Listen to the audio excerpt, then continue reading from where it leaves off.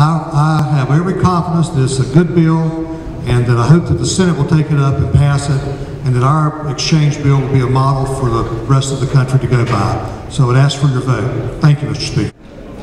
Folks, I think that this bill has been worked very diligently, very carefully. It's an excellent bill. It puts us ahead of the game moving forward with establishing our exchange.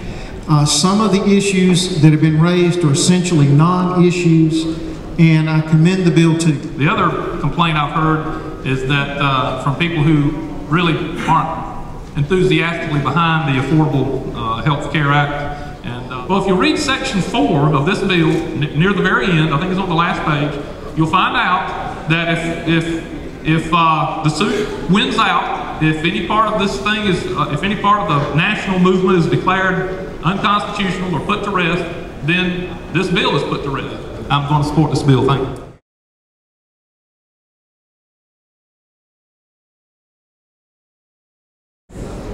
Clerk will lock the machine, record the vote. 84 having voted in favor, 33 against,